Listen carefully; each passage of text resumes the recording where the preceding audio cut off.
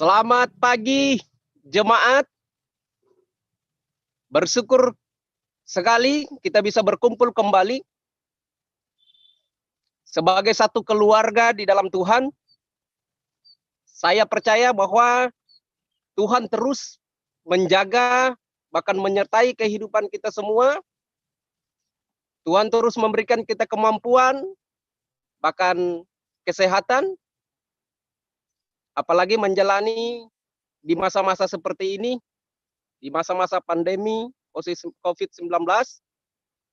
Tetapi saya percaya bahwa semua atas dasar dan kendalinya, bahkan kontrolnya Tuhan. Saya merasa sangat bersyukur di hari ini, ketika kita semua masih diberikan kesempatan untuk bisa sama-sama beribadah, ibadah yang sangat spesial di hari ini, karena di mana kita bisa melakukan ibadah gabungan se-Sulawesi. Ada jemaat Makassar, jemaat Palu, Manado, bahkan Bitung. Untuk itu, saya menyambut kita semua dengan ucapan selamat mengikuti ibadah. Tuhan Yesus memberkati. Adapun beberapa hal yang harus kita perhatikan di dalam kita mengikuti ibadah atau aturan-aturan ibadah selama berlangsung.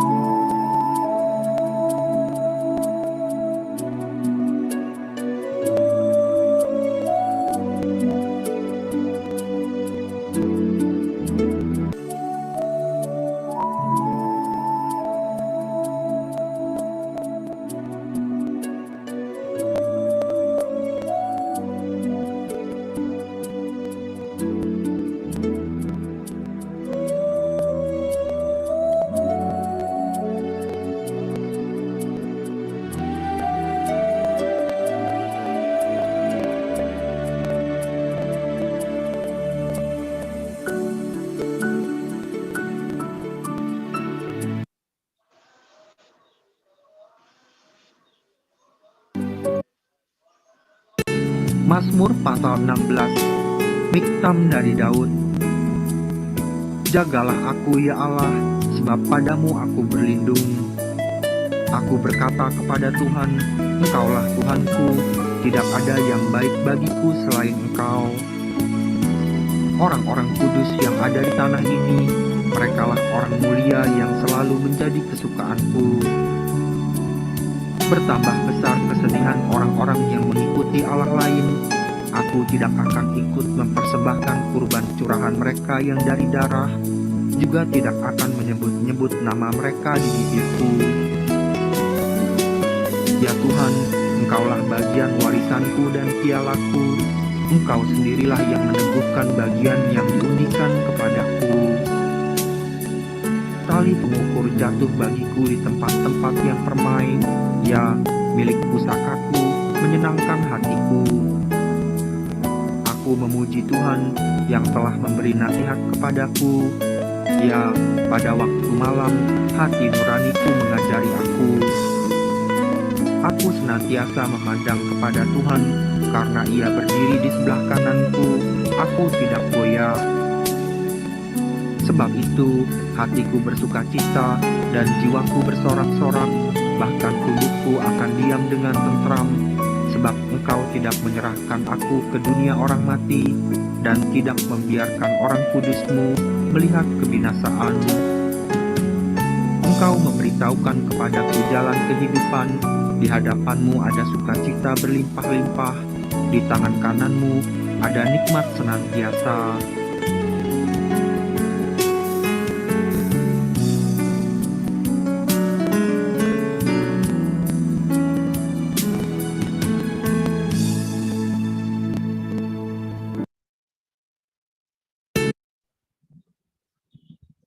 Selamat pagi jemaat. Saya mengajak kita bersatu di dalam doa.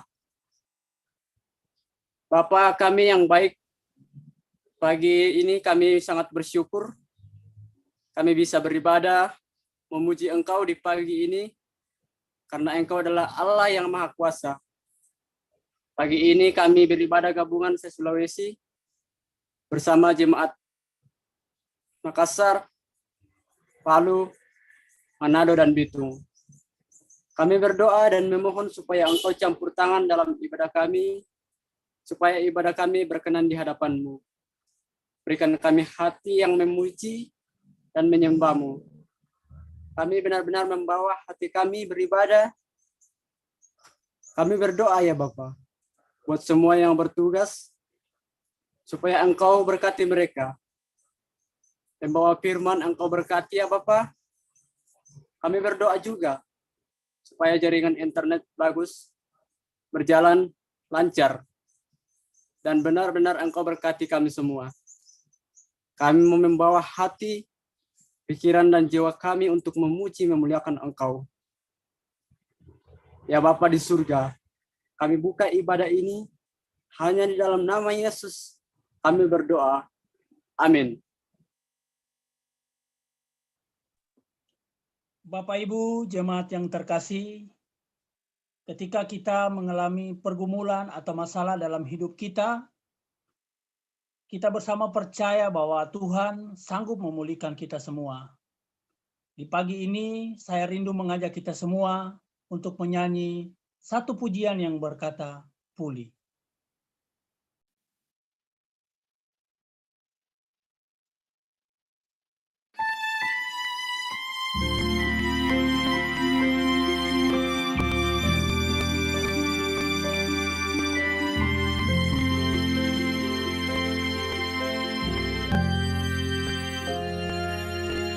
Berjalan bersamamu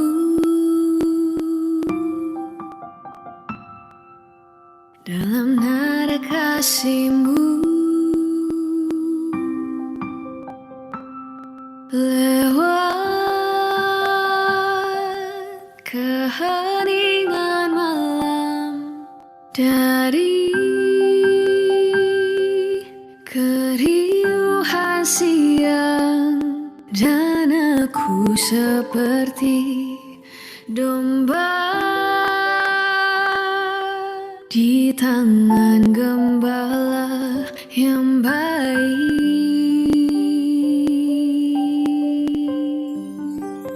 Ku terima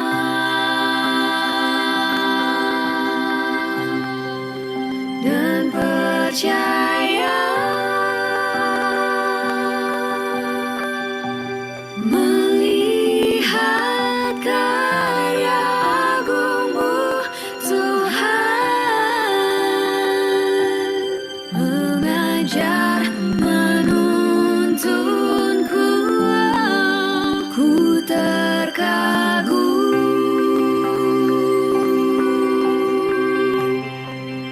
dan terpana melihat mujizat dan kasih-Mu, Tuhan.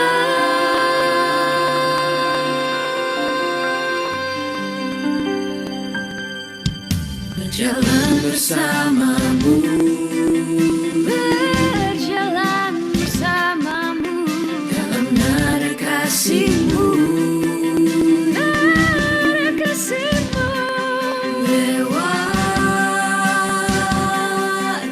jurang dan lembah, cari rerumputan hijau seperti air yang benih bagi jiwaku yang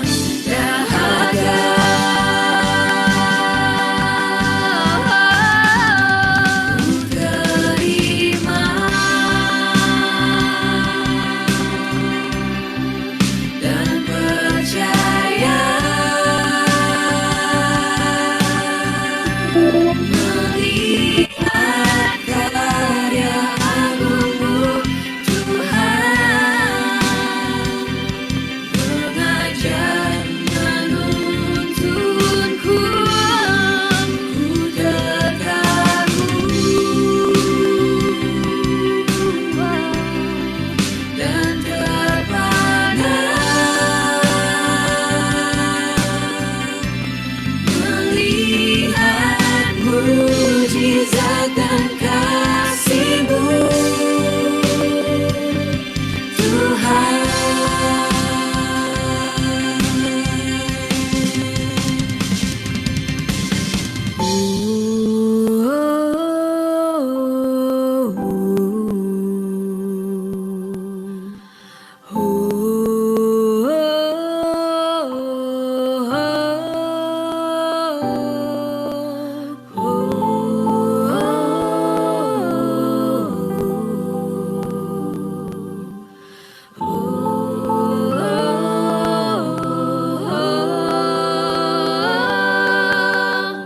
Ku percaya janji-Mu kan terus pulihkanku, kedadan tongkat-Mu sempurnakan aku.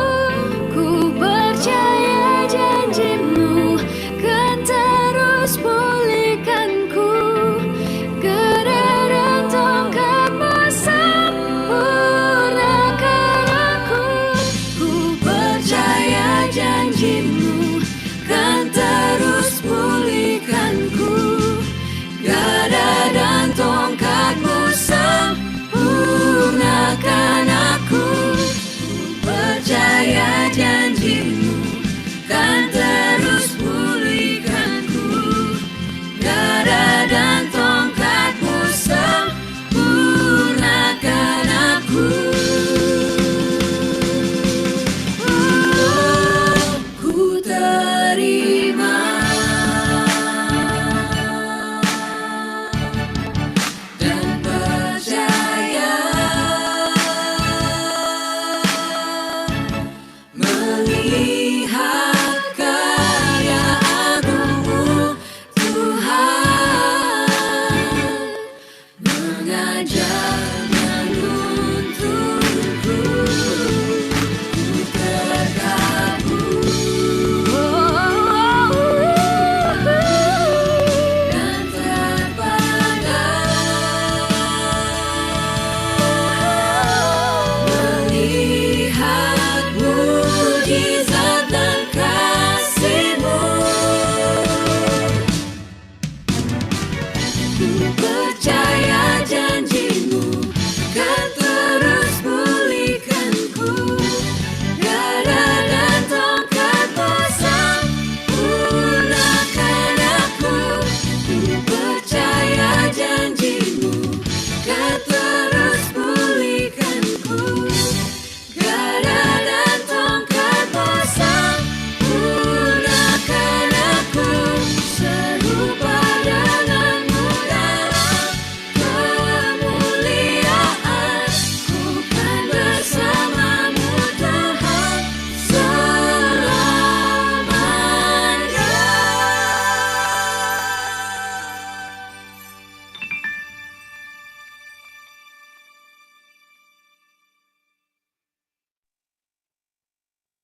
Saat ini kita akan mendengarkan kebenaran firman Tuhan.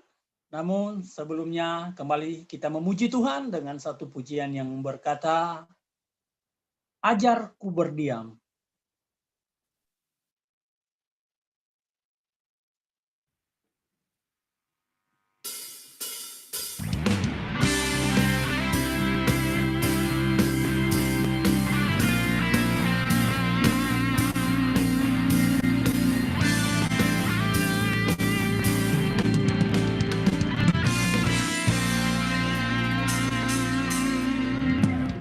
Ajarku berdiam dekat di hati-Mu, di saat ku berpaling temukan cinta-Mu. Di sana Kau menanti untuk bawaku bersekutu dalam damai yang sejati. Oh, ku damba hadirmu. Oh, inilah rinduku. Hidupku hanya untukmu, segenap hatiku kagum akan kebaikanmu, dan nafasku menceritakan kasihmu. Ajarku berdiam dekat di hatimu.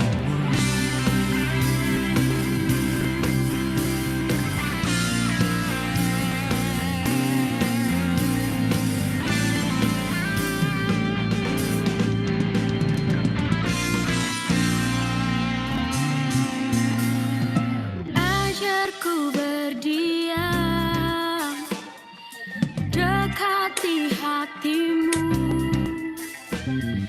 Saat ku berpaling, temukan cintamu. Di sana kau menanti untuk bawaku lagi bersekutu dalam damai yang sejati. Oh, Ku damba hadirmu. Oh, inilah rinduku. hei hidupku hanya untukmu, segenap hatiku kagum akan kebaikanmu, dan nafasku menciptakan kasihmu. Ajarku berdiam dekat di hatimu. Oh, hidupku hanyalah untukmu, segenap hatiku kagum akan kebaikanmu, dan nafasku menciptakan kasihmu. Ajarku berdiam dekat di hatimu. Ajarku berdiam dekat di hatimu.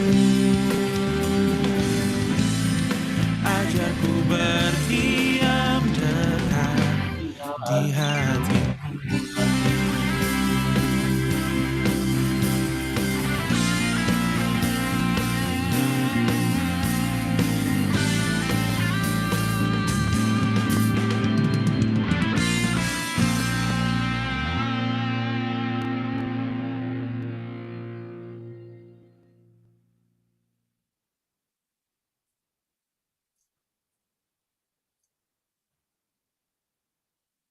Amin. Selamat pagi ya jemaat semua. Hari ini kita sangat bersyukur karena Tuhan begitu baik di dalam hidup kita. Tuhan terus memelihara hidup kita semua di sini, bahkan sampai hari ini Tuhan terus menyertai dan memberkati kita semua. Dan sangat bersyukur lagi karena kita bisa beribadah gabungan Sulawesi bersama jemaat kita dari Makassar, jemaat Palu, jemaat Manado, dan jemaat Bitung ya. Dan pagi ini juga kita sangat bersyukur karena kita mendapat kesempatan untuk bisa mendengarkan firman Tuhan yang begitu powerful, yang begitu hidup, yang akan memperlengkapi kita di pagi ini, yang akan disampaikan oleh Bapak Pendeta Johnson Sibuya. Saya mau mengajak kita semua di sini, mari kita persiapkan hati kita yang terbaik, mau belajar menerima setiap firman dengan sukacita, sehingga setelah kita selesai ibadah ini, firman ini benar-benar akan membentuk hidup kita, karakter kita, untuk menjadi murid Yesus yang lebih baik seperti yang Tuhan kehendaki. Mari kita menyambut kebenaran firman bersama-sama di pagi ini.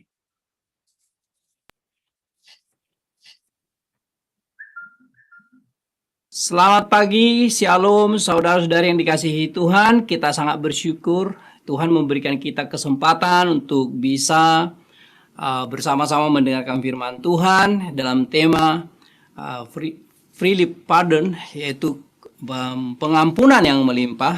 Dan saya rasa tema ini yang diambil dari kitab Yesaya sangat bagus buat kita untuk mengingat kembali bagaimana Yesus telah begitu baik mati bagi dosa-dosa kita seperti yang barusan kita rayakan, dan juga bangkit pada hari yang ketiga.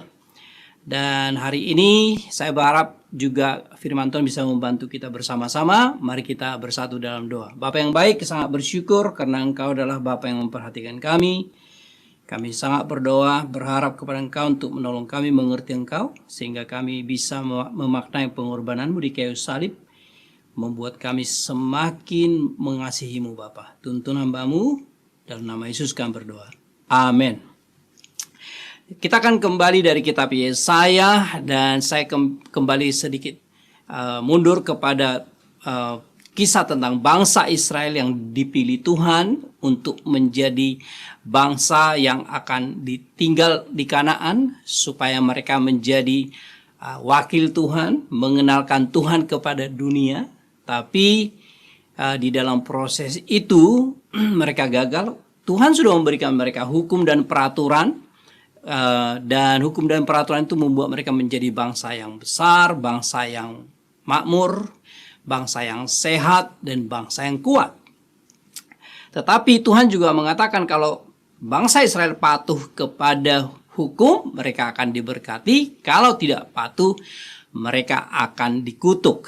Tapi sayangnya Israel memilih tidak patuh atau tidak taat, dan itulah yang jadi masalah. Dan kemudian Yesaya muncul 750 tahun sebelum Yesus lahir, dan Yesaya dipakai Tuhan mengingatkan mereka, mengingatkan bangsa Israel supaya kembali ke jalan Tuhan. Selama 40 tahun Yesaya berkhotbah, tapi sayang Yesaya tidak didengarkan oleh bangsa Israel. Saya akan membantu kita melihat dari firman Tuhan dari Yesaya pasal 1 ayat 2 sampai 3. Dengarlah hai langit, dan perhatikanlah hai bumi, sebab Tuhan berfirman, Aku membesarkan anak-anak dan mengasuhnya, tetapi mereka memberontak terhadap aku. Lembu mengenal pemiliknya, tetapi Israel tidak. Keledai mengenal palungan yang disediakan tuannya, tetapi umatku tidak memahaminya. Melalui Yesaya, Tuhan menggambarkan ketidaksetiaan bangsa Israel. Bahkan Tuhan menggunakan kata lembu mengenal pemiliknya, kemudian keledai mengenal palungan yang disediakan tuannya, Israel tidak. Ini adalah satu perasaan Tuhan karena Israel tidak setia. Di ayat 4, celakalah bangsa yang berdosa, kaum yang syarat dengan kesalahan, keturunan yang jahat-jahat, anak-anak yang berlaku buruk. Mereka meninggalkan Tuhan, menista yang Maha Kudus Allah Israel, dan berpaling membelakangi Dia. Di sini Tuhan menjelaskan apa yang Israel telah lakukan. Mereka menjadi bangsa yang berdosa, kaum yang syarat dengan kesalahan. Bahkan keturunan mereka, anak-anak mereka pun tidak takut Tuhan. Ya, ini berarti parenting tidak betul-betul diarahkan untuk anak-anak takut Tuhan seperti yang sudah diingatkan di kitab Ulangan. Dan itulah yang membuat Tuhan marah dengan mereka. Itu yang membuat Tuhan marah dengan bangsa Israel. Dan kemudian di ayat 10 ini adalah firman Tuhan melalui saya. Dengarlah firman Tuhan, hai pemimpin-pemimpin manusia Sodom. Perhatikanlah pengajaran Allah kita, hai rakyat manusia Gomora. Tuhan begitu marahnya sehingga mereka disebut manusia Sodom dan manusia Gomora. Kita tahu kisah Sodom dan Gomora yang dihancurkan Tuhan karena dosa mereka, dan sekarang bangsa dia sendiri dibilang mereka seperti manusia Sodom dan manusia Gomora. Ini adalah kemarahan Tuhan. Dan kemudian di ayat 11, untuk apa itu korbanmu yang banyak-banyak, firman Tuhan. Aku sudah jemu akan korban bakaran berupa domba jantan dan akan lemak dari anak lembu gemukan. Darah lembu jantan dan domba-domba dan kambing jantan tidak kusukai. Bangsa Israel walaupun mereka jahat, melakukan banyak kesalahan, masih terus datang ke bait Allah, membawa domba. Tapi Tuhan bilang, untuk apa? Untuk apa itu? Kalau kita lihat di era sekarang ya, seperti familiar ya, banyak orang tetap ke gereja tapi juga hidupnya tidak berpadanan dengan Alkitab. Dan Tuhan bilang, untuk apa?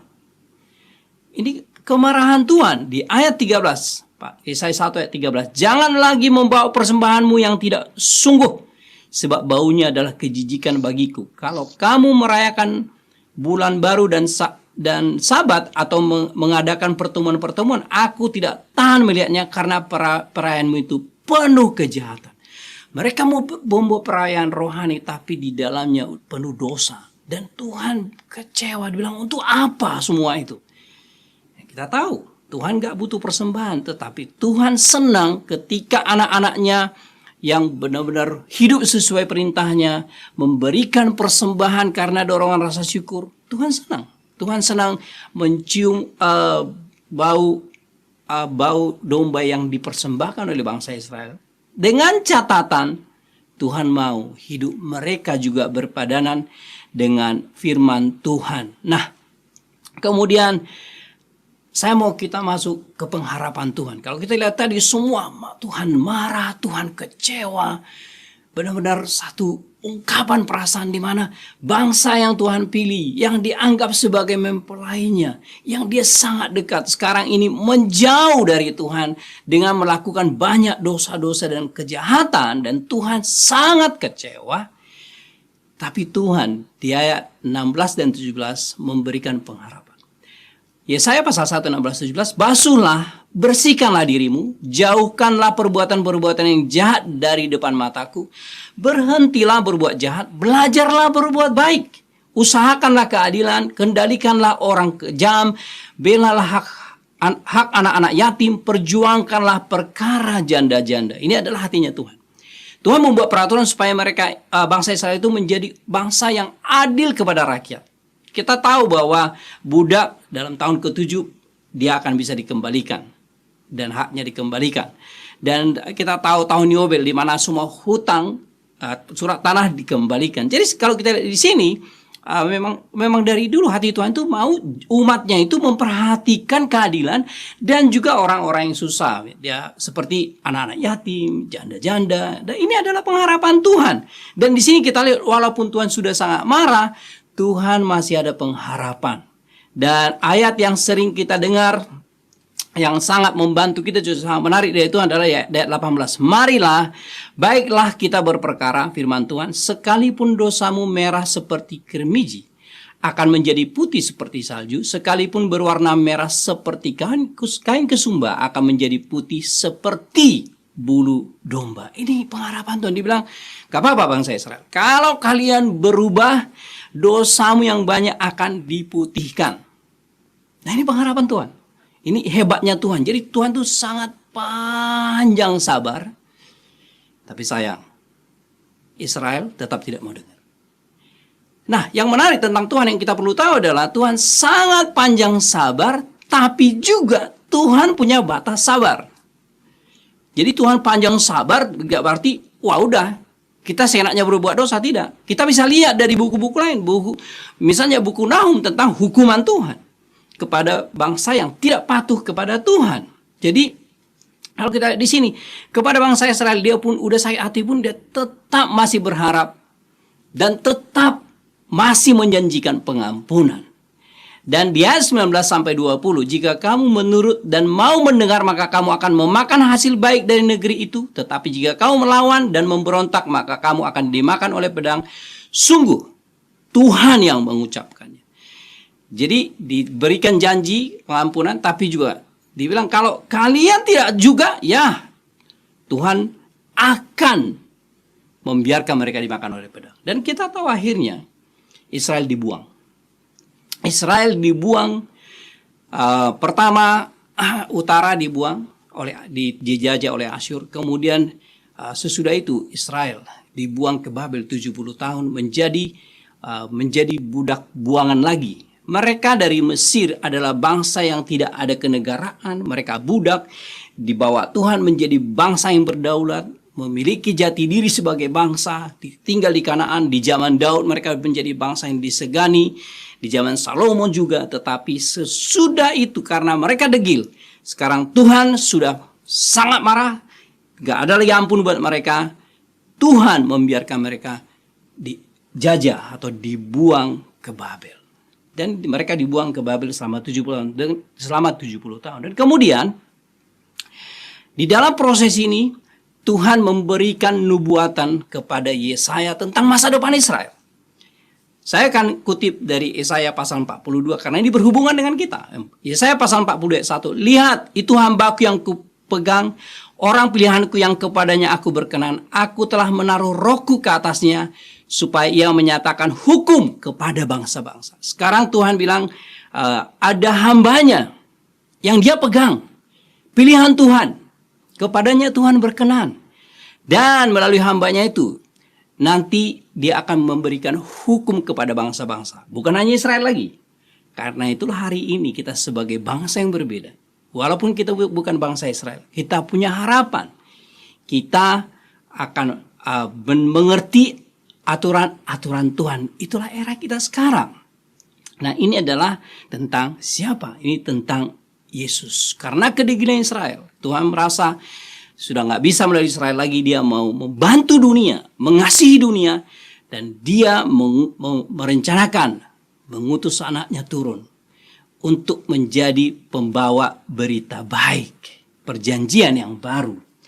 Di Yesaya pasal 42 ayat 6 sampai 7, aku ini Tuhan telah memanggil engkau untuk maksud penyelamatan, dan memegang tanganmu aku telah membentuk engkau dan memberi engkau menjadi perjanjian baru bagi umat manusia, menjadi terang untuk bangsa-bangsa, untuk membuka mata yang buta, untuk mengeluarkan orang hukuman dari tempat tahanan, dan mengeluarkan orang-orang yang duduk dalam gelap dari rumah penjara.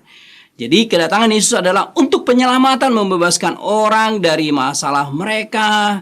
Nah, sekarang ini orang terpenjara dengan problem kehidupan mereka, problem keluarga mereka. Hari ini banyak orang terpenjara dengan problem antara orang tua dan anak, problem antara anak dengan anak. Semua ini problem, kenapa? Karena mereka nggak ngerti firman Tuhan. Dan Yesus datang untuk memberikan solusi. Di mana kalau orang-orang mengerti kehendak Tuhan, orang-orang akan mengasihi, orang-orang akan peduli. Jadi masalah-masalah yang ada akan dibereskan. Sehingga manusia, orang-orang yang mau ikut Tuhan, manusia yang mau ikut Tuhan akan menikmati janji Tuhan. Dan ini sangat bergantung kepada kepatuhan orang-orang kepada peraturannya Tuhan. Nah, kemudian Yesus datang dan dia mengajarkan, kita Matius pasal 5, dia udah berkhotbah, dia mengajarkan ajaran perjanjian baru, dia mencoba, dia pakai perjanjian lama, dia kutip banyak kitab Yesaya. Dia mengajarkan, dan kemudian apa yang terjadi dengan Yesus? Setelah 3 tahun dalam pelayanannya, pengajarannya, di Yesaya pasal 53 ayat 3, ia dihina dan dihindari orang. Seorang yang penuh kesengsaraan dan yang biasa menderita kesakitan. Ia sangat dihina sehingga orang menutup mukanya terhadap dia, dan bagi kita pun ia tidak masuk hitungan. Jadi kedatangan Yesus setelah dia mengajarkan yang baru, orang nggak mengerti dia, orang nggak kenal dia. Orang merasa ini bagi saya ini nggak cocok menjadi raja karena Israel sangat berharap raja yang datang. Tapi sebenarnya Yesus datang melayani, peduli kepada janda miskin, peduli kepada orang sakit. Dia sangat memperhatikan orang. Ketika banyak orang mendengar khotbah dia dan lapar, dia memastikan mereka makan. Tapi orang merasa style Yesus tidak cocok jadi raja yang mereka impikan. Apa yang kita belajar hari ini? Hari ini banyak orang terjebak melihat khotbah yang enak didengar dan sangat terpaku pada penampilan. Saya mau kasih tahu kepada kita, firman Tuhan dibawa oleh siapapun. Kalau itu firman Tuhan dan kebenaran, kita harus dengar. Karena mungkin Tuhan pakai orang itu untuk menolong kita, untuk mengingatkan kita akan Tuhan, bukan tentang penampilannya. Karena penampilan Yesus waktu itu tidak begitu keren zaman itu, hanya seorang biasa anak tukang kayu, dan akhirnya orang, walaupun ajarannya bagus, orang tidak bisa melihat ini dari Tuhan, ini Mesias. Nah, hari ini peringatan bagi kita. Kita perlu belajar mendengar firman Tuhan siapapun yang bawa. Jangan terkecoh oleh penampilan. Apalagi dunia medsos sekarang kita bisa melihat banyak sekali cara orang untuk berpenampilan hebat. Tapi menurut saya kebenaran itu tidak memerlukan penampilan. Yang perlu adalah kita dengar, kita menimbang, kita meneliti apakah benar ini firman Tuhan. Dan kemudian Yesus akhirnya disalibkan.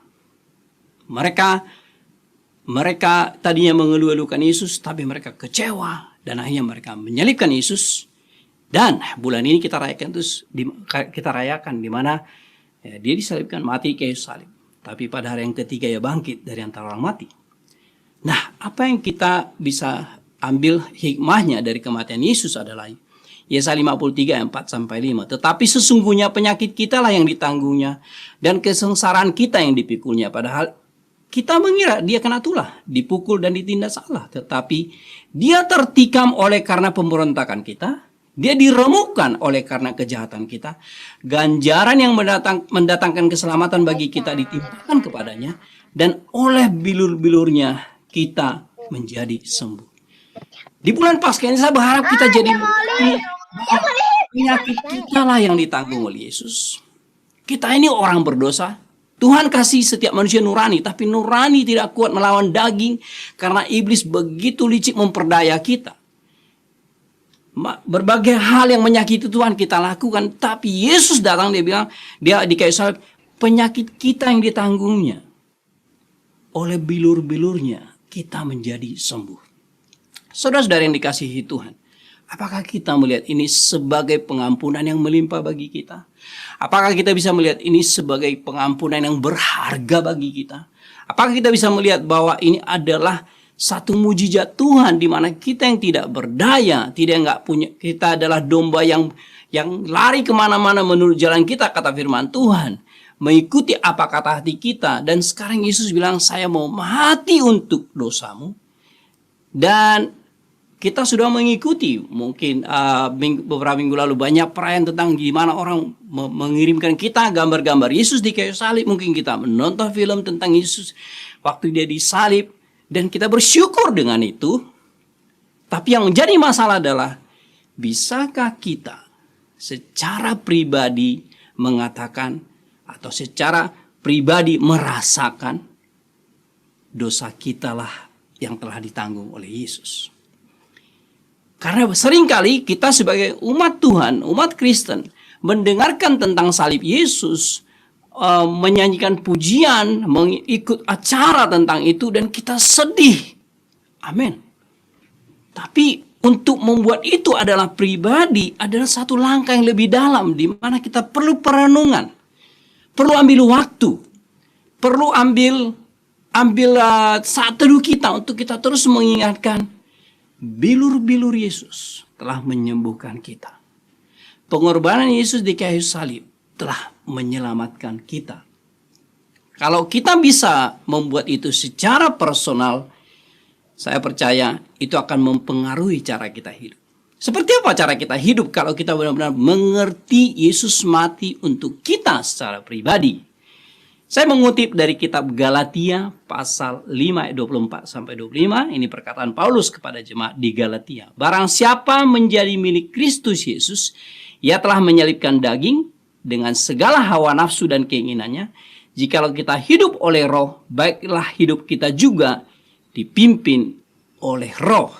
Nah, ini adalah perkataan yang harus kita renungkan juga. Barang siapa menjadi milik Kristus Yesus. Saudara yang dikasihi Tuhan, kita semua di sini Kita mau menjadi milik Kristus Yesus, dan Yesus menyalibkan dirinya untuk kita. Nah, sekarang tugas kita adalah menjadi orang-orang yang menyalibkan daging dengan segala hawa nafsu dan keinginannya. Kita hidup di dunia yang penuh dengan keinginan. Tiap hari kita lihat handphone kita akan lihat iklan-iklan yang membuat kita bisa hidup dengan kedagingan kita, keduniawian kita, yang membawa kita bisa menjadi orang yang terbawa ke dalam dosa. Tetapi orang-orang yang sadar bahwa kita adalah milik Kristus, kita harusnya mau dipimpin oleh Roh.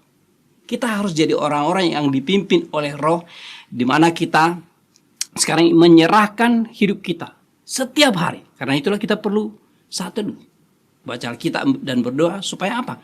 Supaya setiap hari kita selalu menyerahkan diri kita, hidup kita dipimpin oleh Roh. Tiap hari kita bangun pagi, daging sudah diincar oleh iblis untuk dibawa sesuai kehendak iblis. Tetapi kita dengan doa kita berharap Roh Kudus menuntun kita supaya kita dipimpin oleh Roh.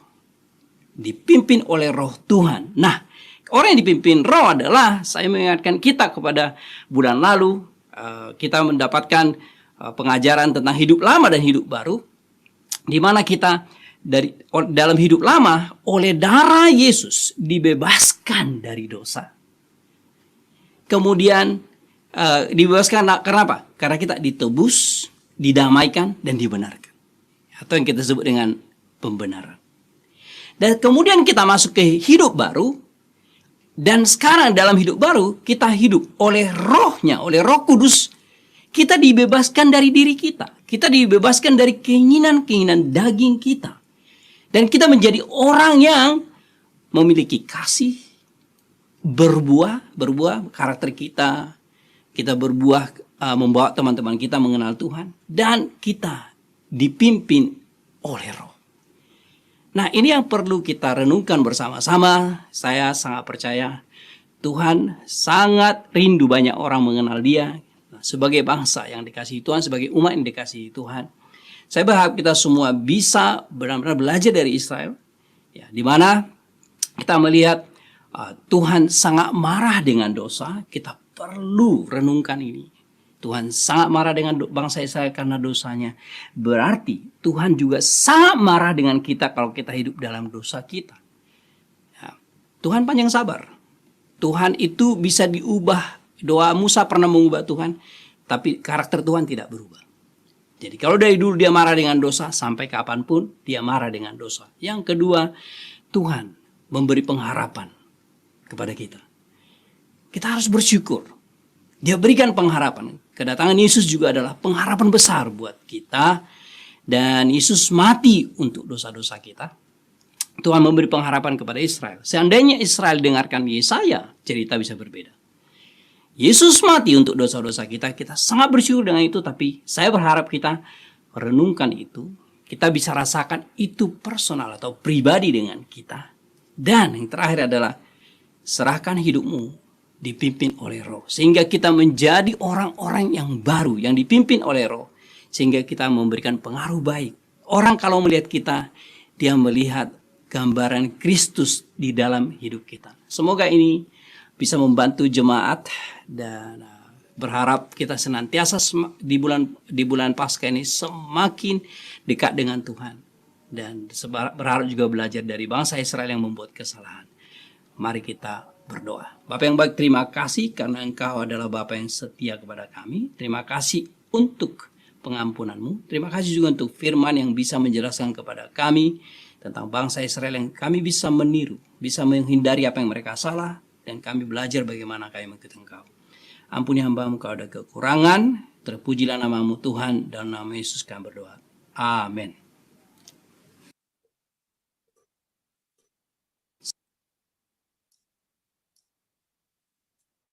Selamat pagi jemaat yang terkasih di dalam Tuhan kita Yesus Kristus. Saat ini kita akan sama-sama mengadakan perjamuan Tuhan. Saya mengajak mari kita bersatu di dalam doa. Bapa kami yang di sorga, terima kasih atas kebaikan Engkau, atas karya Engkau Tuhan.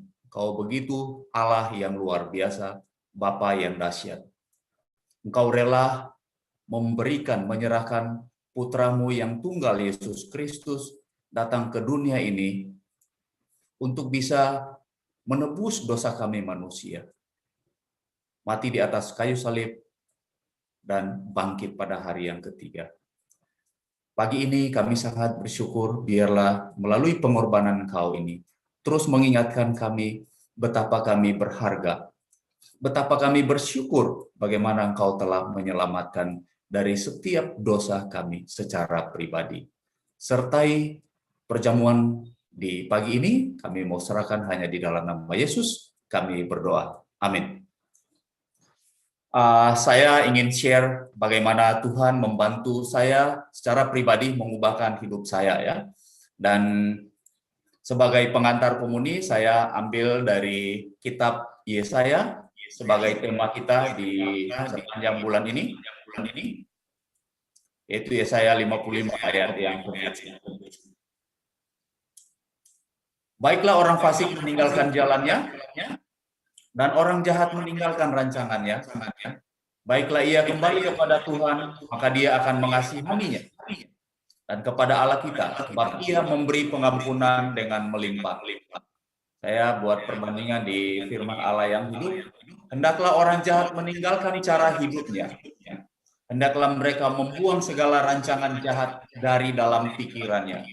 Hendaknya mereka kembali kepada Tuhan, maka dia akan mengasihani mereka. Kembalilah kepada Allah kita, maka dia akan mengampuni mereka. Saya secara pribadi dibesarkan dalam keluarga yang sangat keras, didikannya sangat disiplin, dan sangat tidak sehat mengalami perlakuan-perlakuan dari orang tua saya, terutama saya dibesarkan oleh Papa Tiri ya. Dan bahkan ada masa-masa di mana saya nggak bisa membedakan mana yang salah, mana yang benar. Karena yang benar pun saya dapat perlakuan kasar ya, dapat pukulan-pukulan dan jenis-jenis fisik yang lainnya. Dan saya dibesarkan sampai bisa sekolah di keluar kota, dan saya membawa satu kesakitan, begitu sakit hati, satu kepahitan untuk bisa suatu waktu bisa membalas dendam karena begitu sakitnya. Dan saya juga dapat perlakuan ya, atau kata-kata dengan mengatakan kepada saya kata bodoh, pemalu, dan semua jenis-jenis yang seperti itu. Dan satu hal lagi yang saya sering dapat perlakuan adalah jangan bicara. Jadi saya sepanjang perjalanan pertumbuhan saya itu jarang sekali bicara dengan orang tua, bahkan dengan orang lain pada akhirnya ya. Dan seiring waktu saya kuliah akhirnya, dan saya kuliah ke Manado dan belajar Alkitab, menjadi murid Yesus. Waktu belajar Alkitab saya ditantang untuk bisa mengampuni, dan itu masa-masa yang sangat sulit untuk bisa mengampuni orang tua saya, khusus Papa yang mendidik saya dengan begitu keras ya. Tapi saya melewati masa-masa itu, saya mengampuni, tapi tidak berhenti sampai di sana. Waktu saya menjalani pemuritan saya juga ada masa-masa di mana iman saya mulai lemah, ya, saya mulai kompromi dengan dosa dan terjun ke dunia bebas. Akhirnya saya meninggalkan Tuhan dan jemaat. Dan saya lihat perjalanan hidup saya sangat kacau, pernikahan saya juga sangat berantakan, dan hilang harapan, bahkan sampai kematian pun nggak ada rasa takut lagi. Tapi yang saya bersyukur, Tuhan begitu baik, Dia memberikan kesempatan untuk bisa kembali memperbaiki, dan kembali ke Manado saya banyak memulihkan hati saya, pernikahan saya, dan semua hubungan yang lain. Dan kalau saya mau hubungkan dengan pengampunan Yesus, dengan apa yang saya berikan kepada orang tua saya, itu tidak sebanding ya, karena sampai hari ini pun saya bisa merasakan bagaimana pengampunan Tuhan. Tuhan memberikan kesempatan kepada saya, kesempatan yang luar biasa. Dia begitu mengasihi saya, memilih saya begitu spesial dari dunia yang begitu gelap, yang begitu suram, tapi begitu melimpahnya pengampunan, sehingga tidak ada satu bagian pun yang yang saya tidak bisa ubahkan di dalam hidup saya. Begitu juga sampai hari ini di dalam pernikahan saya, begitu banyak Tuhan memberikan kesempatan, Dia mengampuni saya melalui perkataan, perbuatan, bahkan sikap-sikap saya di dalam pernikahan saya. Dan saya melihat di dalam dinamika pernikahan saya selalu mau berusaha, mau bertumbuh, memiliki betapa besar kasih dan pengorbanan Tuhan untuk saya secara pribadi. Dan Dia tidak melihat latar belakang saya, berapa banyak dosa yang saya perbuat, tapi Dia dengan melimpah memberikan kepada saya. Dan sampai hari ini saya benar-benar mau percaya itu, sehingga kepada siapa saja saya mendapat perlakuan dari dari orang lain, bahkan dari diri saya tetap percaya bahwa Tuhan begitu melimpah pengampunan, kasih karunia yang tak terhingga itu buat saya dan kita semua. Jemaat yang terkasih, saya mengajak kita semua di sini, sebesar apapun dosa kita hari ini, sebesar apapun kesalahan yang kita sudah perbuat bahkan menyakiti hati Tuhan, ingat, orang yang benar-benar mau datang kepada Tuhan, orang yang benar-benar mau bersetia, mau percaya, mau mengikut Tuhan dengan segenap hati, bahkan Tuhan bisa mengampuni semua dosa-dosa kita. Salib cukup mengubahkan, cukup berhenti untuk saya berbuat dosa. Salib cukup untuk bisa saya keluar dari kelemahan-kelemahan saya. Salib Kristus cukup untuk mempercepat pertobatan saya di dalam diri saya. Saya mengajak kita semua di sini supaya melihat kembali makna dari salib Kristus. Dia sudah rela, Dia berkorban, memberikan hidupnya, darahnya untuk bisa menebus dosa kita. Mari kita merespon dengan hati yang benar, kita tinggalkan pikiran-pikiran yang duniawi, dan kembali untuk mengerti, mau mengikuti apa yang Tuhan sudah rancangkan di dalam kehidupan kita masing-masing. Saat ini saya mau menuntun kita untuk mengangkat roti dan anggur. Saya menuntun dari beberapa ayat untuk kita semua. Saya ambil dari 1 Korintus pasal yang ke-11, ayat yang ke-23, sambil kita mengangkat roti di tangan kanan kita. Sebab apa yang telah kuteruskan kepadamu, telah aku terima dari Tuhan, yaitu bahwa Tuhan Yesus pada malam waktu Ia diserahkan, mengambil roti, dan sesudah itu Ia mengucap syukur atasnya, Ia memecah-mecahkannya dan berkata, "Inilah tubuhku yang diserahkan bagi kamu, perbuatlah ini menjadi peringatan akan aku." Mari kita makan.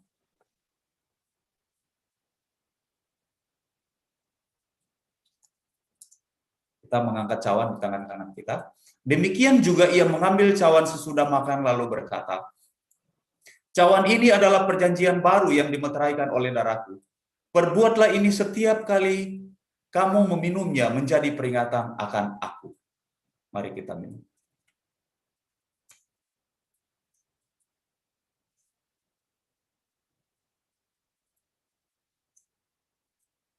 Sebab setiap kali kamu makan roti ini dan minum cawan ini, kamu memberitakan kematian Tuhan sampai Ia datang. Mari kita berdoa.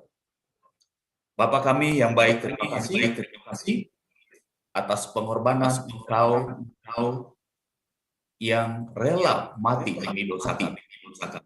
Kami berdoa supaya kami terus memiliki hati yang mau datang kepada Engkau, membuang segala pikiran-pikiran yang jahat, meninggalkan manusia lama kami, dan mau hidup di dalam kebenaran Engkau. Biarlah salib Engkau cukup untuk mengubahkan hidup kami. Salib Engkau cukup berhenti melakukan dosa. Dan semua bagian-bagian di dalam hidup kami dengan salib Kristus itu akan memerdekakan kami, membawa pada kedamaian. Terima kasih Tuhan. Kami mau serahkan hidup kami seluruhnya ke dalam tangan-Mu. Biarlah Engkau memakai kami, memakai hidup kami dengan sehabis-habisnya untuk melayani Engkau dan sesama kami. Terpujilah Engkau di dalam nama Yesus Kristus kami berdoa. Amin.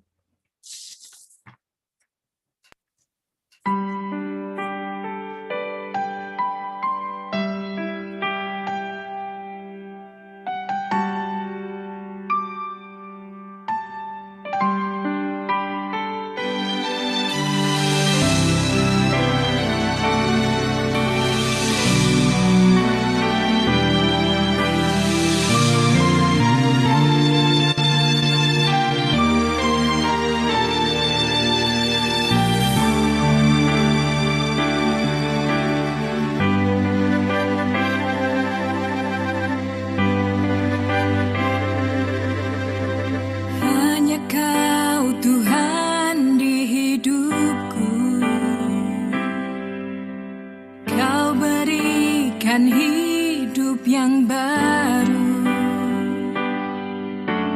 Darahmu menyucikan, pulihkan hatiku. Ku nyatakan Kaulah segalanya. Engkaulah sumber pengharapan. Kuasa-Mu sanggup menyembuhkan. Jiwaku pun berserah hanya kepadamu. Yesus, Kaulah segalanya. Karena salib-Mu ku hidup. Karena salib-Mu ku menang. Engkau yang berkuasa sanggup melakukan mujizat-Mu. Karena salib-Mu ku hidup. Karena salib-Mu ku menang. Engkau yang berkuasa sanggup melakukan mujizat-Mu di hidupku.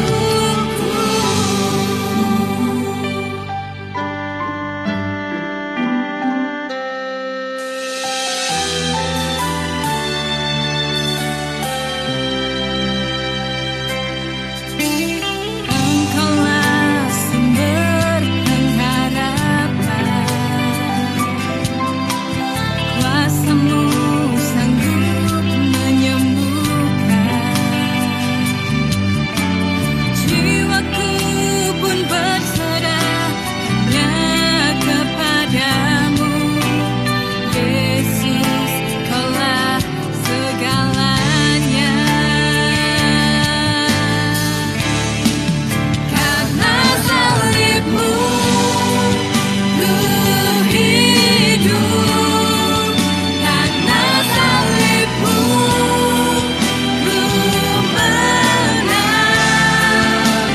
Engkau yang berkuasa sanggup melakukan mujizat-Mu di hidupku.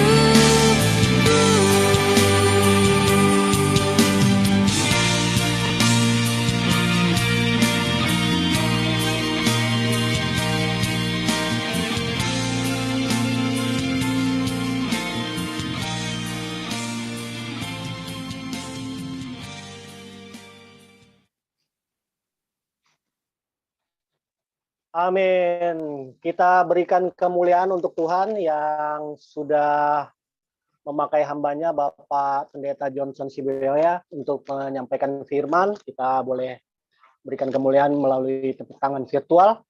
Dan juga Bapak Pendeta Armando tadi yang sudah mengantar kita dalam perjamuan Tuhan. Sudah membagikan hidup dia, bagaimana dia berubah karena salib Tuhan. Amin. Kita tadi sama-sama belajar bahwa kita adalah manusia yang berdosa, kita mungkin sering beribadah, tetapi hati kita jauh dari Tuhan, dan Tuhan sangat murka kepada kita. Tetapi Tuhan karena kasih-Nya yang panjang, Dia selalu mempunyai harapan kepada kita, bahkan melalui anaknya Yesus Kristus yang sudah dikorbankan, sehingga kita bisa hidup benar dan dibenarkan di hadapan Tuhan. Saya sangat belajar pribadi dua hal, yaitu yang pertama itu firman atau kebenaran disampaikan oleh siapapun adalah kebenaran. Kita harus taat, kita harus mengikutinya. Dan yang kedua yaitu setiap hari adalah perjuangan kita untuk menyalibkan daging kita. Saya pribadi sangat bersyukur, sekali lagi saya mengucapkan terima kasih untuk Bapak Pendeta Johnson Sibeoya untuk pelayanannya pada hari ini. Amin. Kita bersama-sama akan melihat pengumuman, mohon perhatiannya, saudara-saudari. Pengumuman pertama untuk Jemaat Makassar, seperti biasa ibadah minggu PDA, PDG, Bible Study, pembimbingan tetap dijalankan secara online. Bagi saudara-saudari atau teman-teman yang membutuhkan konseling, sharing pribadi, pergumulan, atau ingin bersama-sama menggali firman lewat Zoom, boleh menghubungi nomor-nomor yang tertera di layar ini. Boleh di screenshot ya. Bagi yang membutuhkan roti dan anggur komuni untuk anggota jemaat, boleh menghubungi salah satu sister. Berikut pengumuman untuk Jemaat Palu. Untuk Jemaat Palu, hari Senin besok pukul 19.30 ada leaders meeting. Dan Rabu 14 April itu ada ibadah HUT di rumah Sister Dian ya. Kamis 15 April 2021 pukul 19 ada pertemuan diskusi Alkitab bagi orang menikah. Berikut pengumuman untuk Jemaat Bitung, Rabu 14 April 2021 pukul 19.30 ada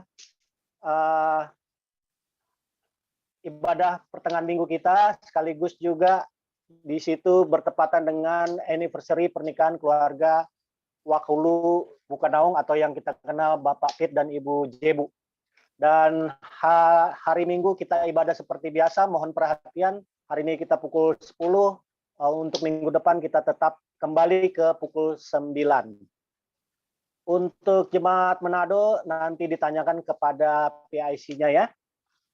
Kita nanti akan memberikan persembahan, akan ada QR code di video musiknya, kita bisa scan dan kita bisa memberikan persembahan melalui perangkat kita masing-masing. Dan mohon perhatiannya, setelah ibadah selesai nanti kita jangan langsung live dulu ya, karena kita akan berfellowship seperti Ibrani 10:24 sampai 25 adalah bagian daripada ibadah. Kita akan berfellowship karena kita akan mengenal brother sister kita di Sulawesi. Mohon perhatiannya, yang pertama untuk breakout room, teens dan kampus nanti akan dikirimkan oleh PIC-nya sendiri, dan begitu juga untuk breakout room singles ya, nanti akan dibagikan linknya. Untuk merit piwa kemana, kita tetap di sini saja, kita berfellowship di Zoom ini. Amin. Kita akan memberikan persembahan, saya kembalikan kepada worship leader kita hari ini, Bapak Jerry.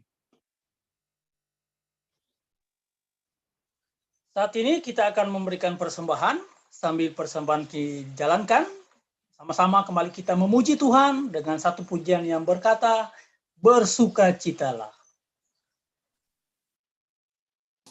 Bersukacitalah senantiasa di dalam Tuhan.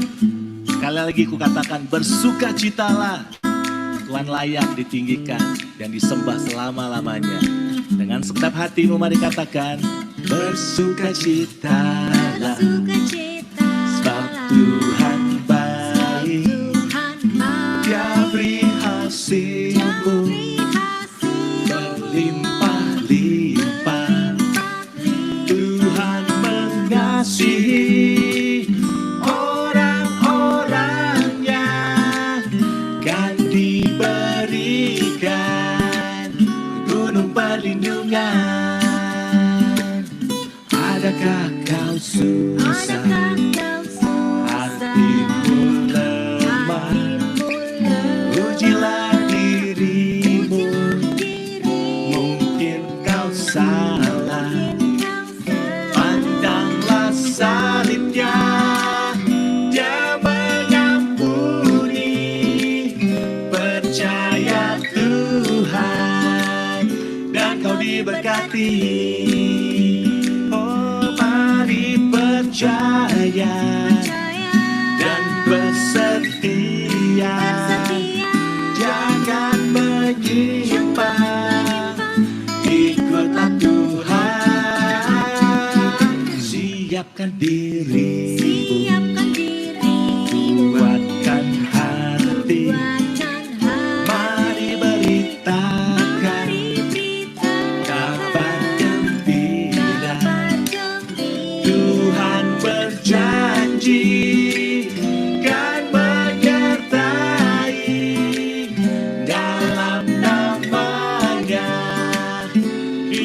akan menang. Oh, mari percaya dan bersedia.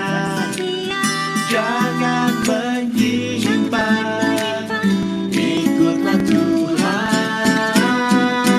Siapkan diri, kuatkan hati.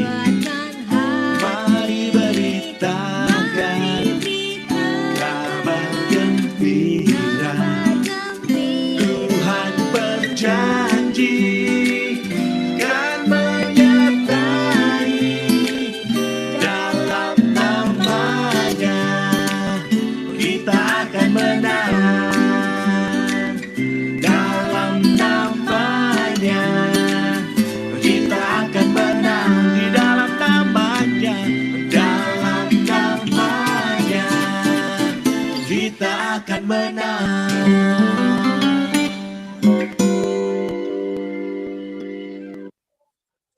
Amin. Bapak Ibu, saudara-saudari, kita akan tutup ibadah kita pada siang hari ini. Saya mengajak untuk kita bisa bersatu hati, kita berdoa. Bapak yang sangat baik, terima kasih untuk siang hari ini. Kami sangat bersyukur karena Engkau sudah menyertai ibadah kami dari awal, bahkan akan berakhir ini dengan segala baik.